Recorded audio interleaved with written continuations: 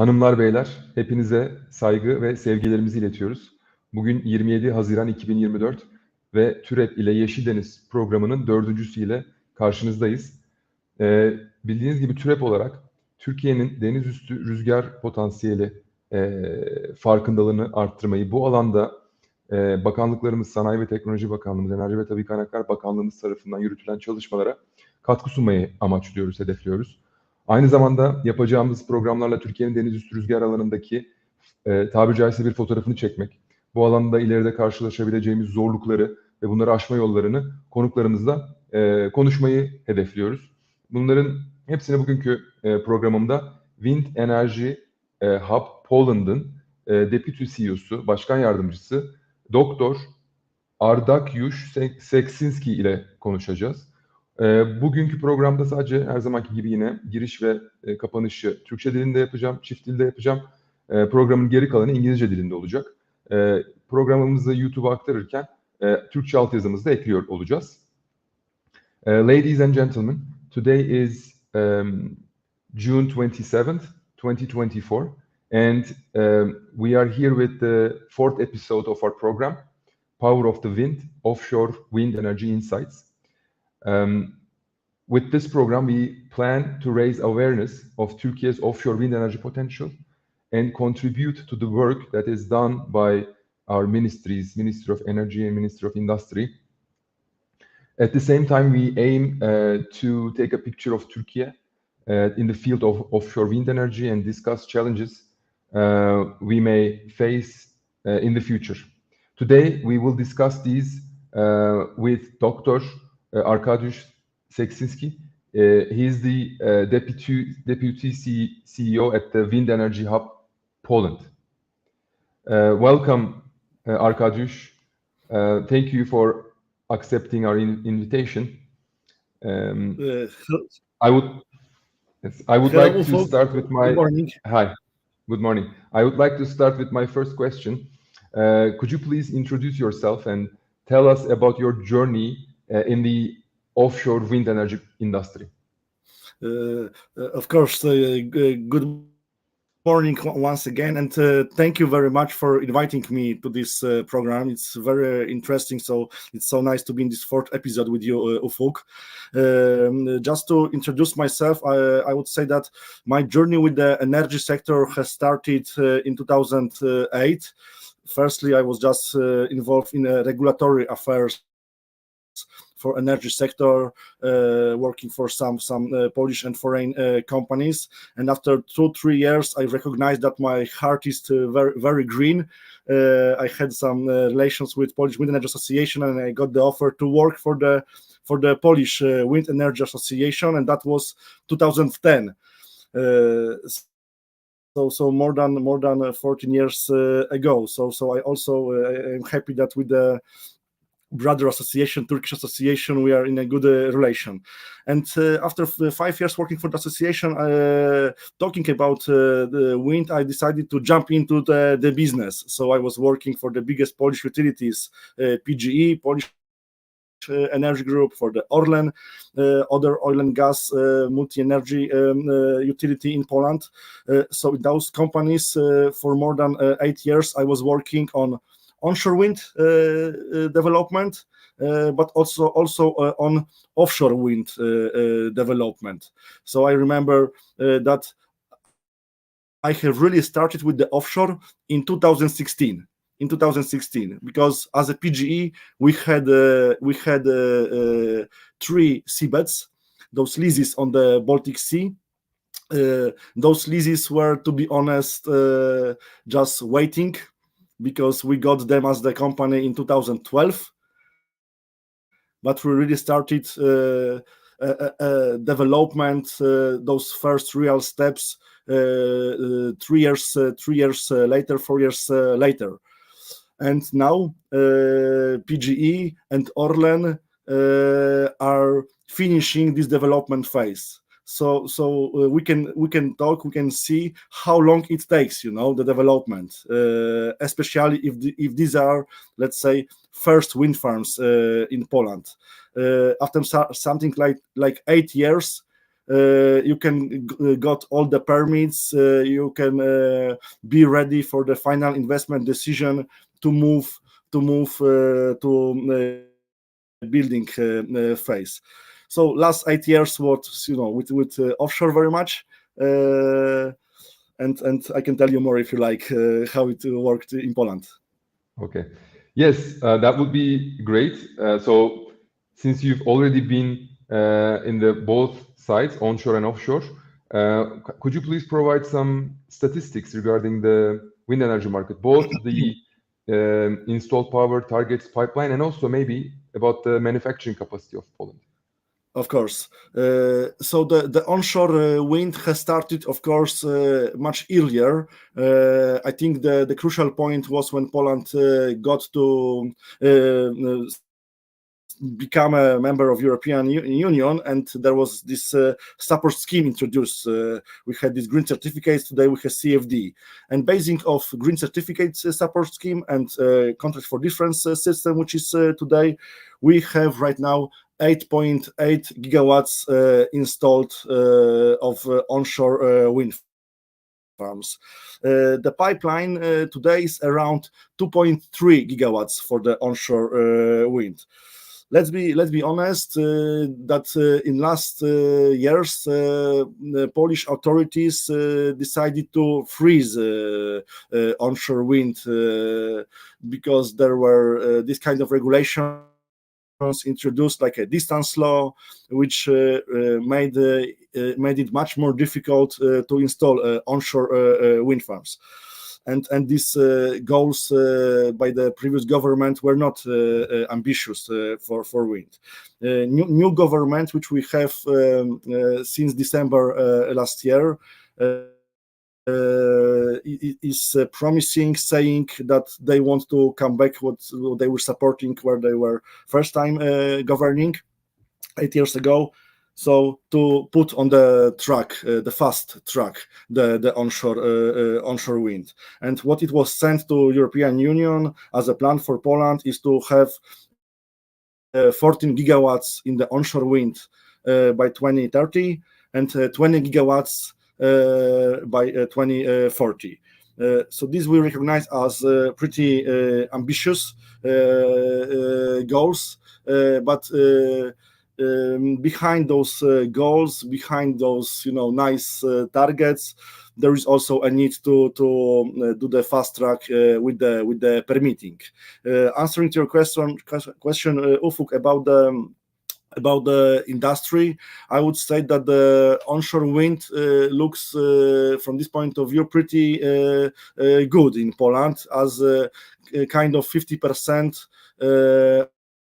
of supply chain is Polish. We still see a gap that could be fulfilled more by the local content, but it's still promising or good if we especially compare that to the offshore wind, because today having like the coast, the harbors, the shipyards, and all this business which could be involved into offshore wind, the supply chain of our local companies is pretty small. Let's be honest. So that's why, as a wind industry hub, we also work on that very much, and we are also very pleased when these kind of big companies like Vestas and others come to Poland to open their factories, and it has already started this kind of situation. So there are some also Spanish companies with the fundaments, with the part of wind turbines on our coast, and that could be also a track to have benefit for our industry. And just last words about the statistic, because I didn't say about the offshore wind numbers. So we have so-called first phase, which is 5.9 gigawatts. And this 5.9 gigawatts is already between various of companies which are developing the farms. So the leader is Polish Energy Group, our local utility, with two projects which are in partnership with Ørsted, with the Danish utility.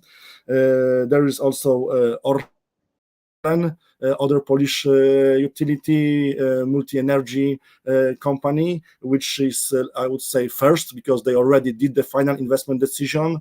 They have a partnership with Northland Power, Canadian company, and they started to build their wind farm, 1.2 gigawatts. And there are also other projects of one Polish private utility with Equinor. There is also a small project of RWE, and a project of ocean wind, and this is 5.9 gigawatts under the development, or like Orlen already under the construction. And there were also second phase with the new seabeds, new leases on the Baltic Sea, and all of those leases got PGE 5 and Orlen 5. And frankly speaking, probably it will just right now start to discuss about those partnerships, because as I mentioned, all the projects are between or Polish companies with some foreign investors, experienced investors. Mhm. So that second phase is approximately 11 gigawatts, and we recognize it as ambitious, but if we take the technical and general potential for our part of Baltic Sea, I mean Polish part of Baltic Sea, as the Polish Wind Association, as a wind industry hub, we recognize it much bigger potential. Yes, 33. But one issue is technical potential. The other issue is to achieve what we have from this phase 1 and phase 2.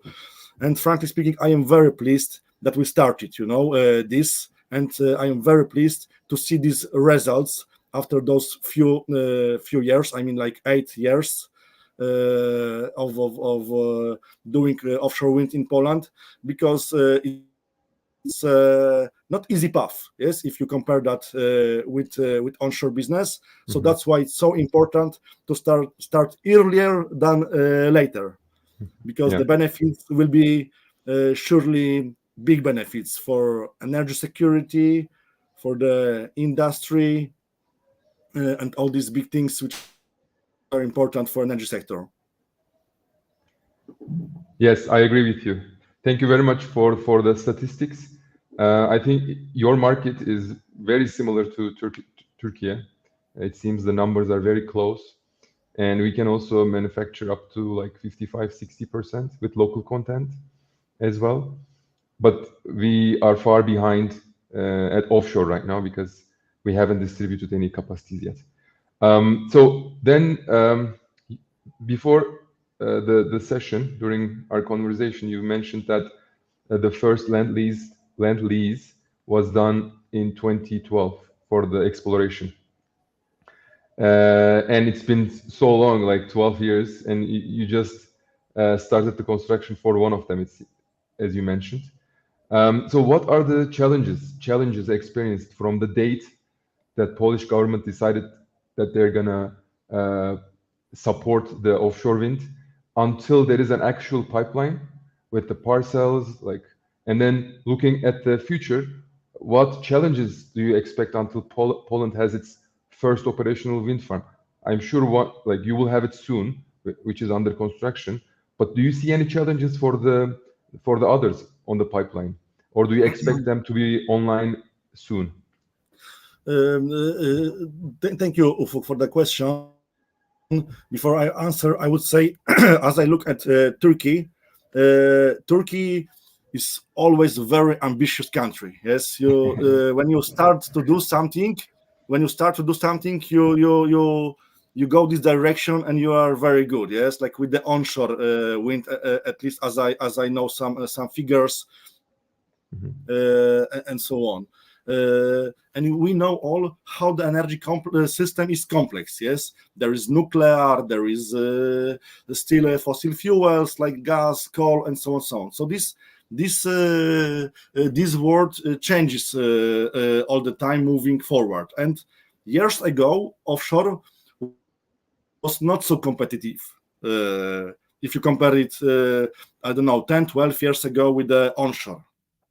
Today, if you look at the load factor, if you look at the technology of the wind, you see that it's a high time. So I'm pleased that there was this idea, at least this idea with the seabeds of leases and so on. And later on, companies were encouraged to go to that business because it's a business.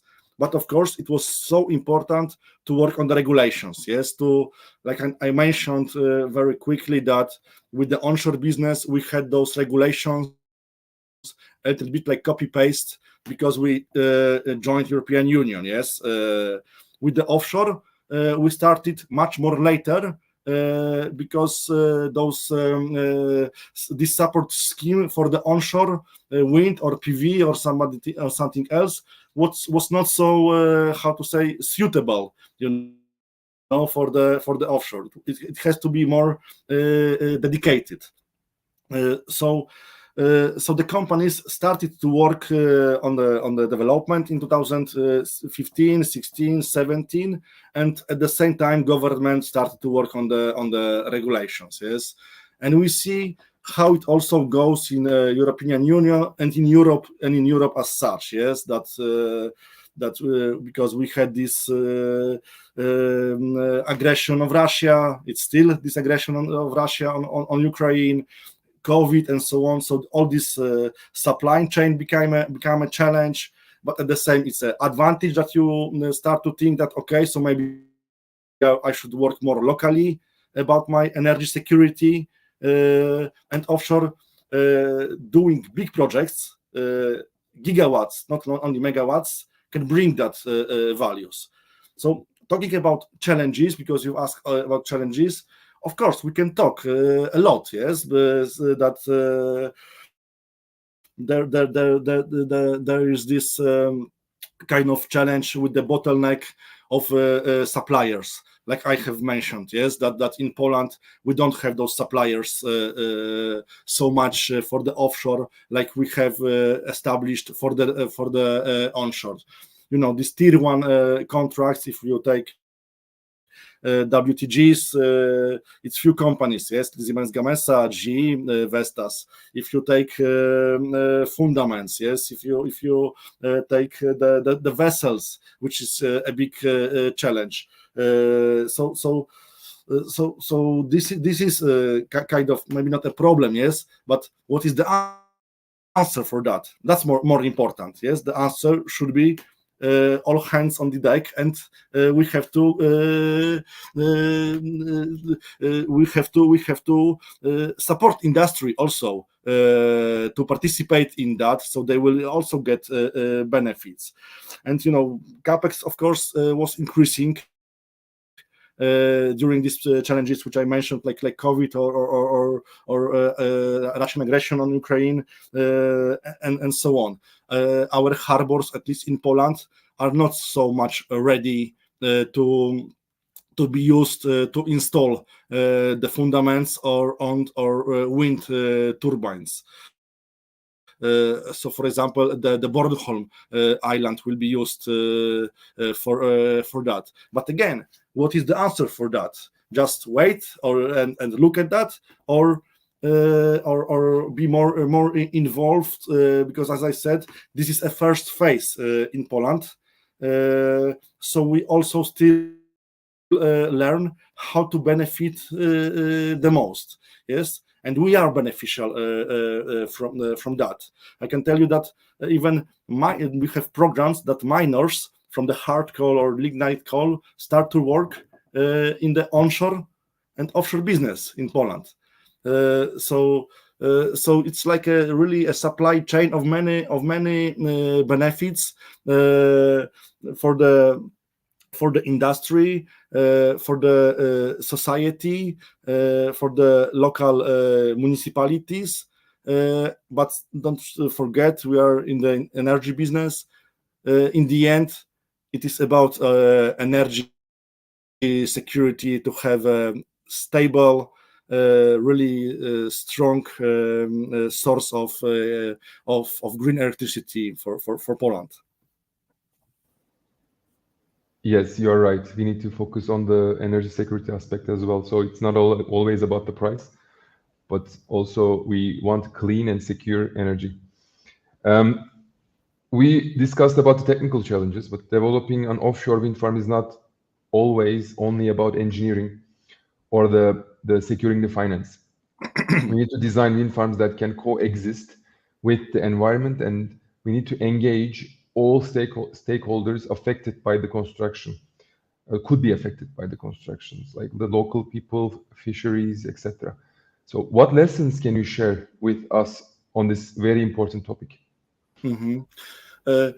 This is very important to have on the board people who will be, let's say, affected by those wind farms. Yes, because like you, we have a coast. Your coast is much longer, bigger. You have access to few seas. So you cannot forget about those people who live there. And frankly speaking, when I was doing this part of development, I was also learning and going to other countries like Denmark, Germany. My last study visit was to France, to Saint-Nazaire on the Atlantic coast. And what I have learned also from the other markets, it was like you need to bring a lot of information about those projects, give these people the information, and people are, of course, intelligent. Yes, some of them are encouraged and see what can be beneficial for me from that business. Yes, like I was learning that from France, that they start to work about some small vessels, to do the operation maintenance in the future. Yes, so same I see in Poland. Yes, that not only this big issue of harbors to install is interesting, yes, for the local companies to do it, to build it, and so on, but small operation maintenance harbor with the staff responsible for the service of the wind farm is interesting for them. Yes, so fisheries are not asking only, okay, how much money you will pay me to compensate that I could fish and maybe I will not be able.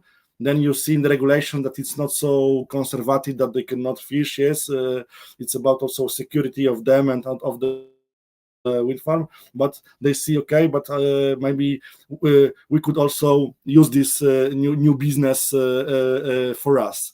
So it's really much about the information and discussion with those people. We see very good discussion which we have with the universities, with the technical universities, maritime universities, because the other challenge is the staff. It's the people that can work in that business who are not, let's be honest, prepared. Yes, because in Poland we don't have this big oil and gas experience. Yes, like Norway with Equinor, even Ørsted. Yes, our partner for PGE, local utility.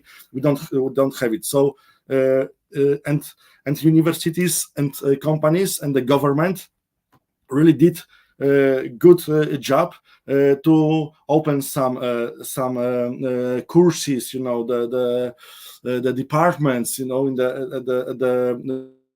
at these schools to work on that, to prepare the staff, to teach the engineers, and of course, I think from the broader perspective that it's really good to have pretty big ambitions, because if the ambitions, the numbers, I mean the figures of goals for this offshore wind are not so big, then it's not so attractive for the foreign companies, which can bring a lot of value to start these offshore programs for such countries like Poland and Turkey.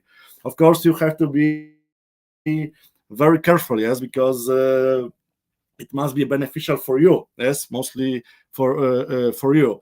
But I see these benefits also coming from the experienced companies, because in this offshore business, you know how much money you have to invest, capex, opex, yes. So to reduce this risk that you do something wrong, yes, it's also so important. That's why attracting foreign companies to look at this new emerging market, in my opinion, is important, and we are beneficial from that to Polish companies, because we get this know-how. Because it's not a secret that when we get know-how, we want to participate more and more, yes, by the local content, by the local companies. So the lesson learned, I would say, look at the other markets. Really look at the other markets. I think we could look even more. There is a lot of going on in the European Union markets. Now there is this big discussion about non-price criteria, that not only price for the megawatt hour is give you the result who build the wind farm, but also non-price criteria, like exactly the benefits for society, benefits for the industry, and others. So we look at the markets like Belgium, Netherlands, Norway, which is outside of European Union, and you can see, yes, what is good or what could be done in a different way. Start earlier than later, yes. Like I mentioned, not only about this big, let's say, picture of development, how long it takes, because all these things you have to do in the development, like in the onshore business, with the birds, with the geological works, with the geophysical works. This is much more work than on the onshore, yes, the power evacuation and so on. But even the staff, as I said, Turkey is this very ambitious country with intelligent people, yes. So you have good engineers, yes. But if you start too late, then you will need these foreign companies, yes, which can bring you this value. But probably it's not the key point, yes. Exactly. And I totally support that, what you mentioned about engaging the locals. A couple of weeks ago, I paid a visit to Aberdeen, Scotland, and we visited a port, O&M port there. And the port was non-profit. So all the profit they make was going back to the local municipalities for investments. And also they were investing in their own business as well, growing the port. So it's very important that locals living there also getting some financial benefit from the projects. Thank you very much, Arkadiusz. I will ask one more question, but I want to thank you that you took this break from your vacation to join our session. Before we close, do you have any more advices to the Turkish authorities to help them achieve the goal of 5 gigawatt by 2035? My advice would be to be open-minded, like you mentioned a few times, Ufuk, that you paid a visit here, you learned this from the other market. So learn from the other markets, and then do it on your Turkish way, as you are good at that. So I mean, when you decide that it's a time to start, really, it's a time to start to work about regulations. And then I am afraid that you can be so fast that next time when we meet, you will be building the wind farm. Hopefully. Thanks again, and I hope that our collaboration with the Wind Energy Hub Poland strengthens every day. We have reached the end of our conversation. Arkadiusz, your insights have been incredibly valuable, and we appreciated your sharing them with us today. And a big thank you as well to Mesut Kılıç for organizing this webinar series. Let's keep these important discussions about the future of offshore wind energy going, and have a wonderful day. Thank you, Ufuk. Thank you very much, everybody from the Turkish Wind Energy Association, to having me with you. And we stay in touch, of course. Have a good day. You too. Değerli izleyenler, teşekkür ediyoruz. Programın başlangıç bölümünü kaçıranlar olduysa kaydını söylediğim gibi sosyal medya hesaplarımızda paylaşacağız. Ve burada altyazı da olacak İngilizce bölümler için. TÜREB olarak rüzgarın olduğu her yerde olmaya devam edeceğiz. Bir sonraki programa kadar görüşmek üzere. Sağlıklı günler diliyoruz.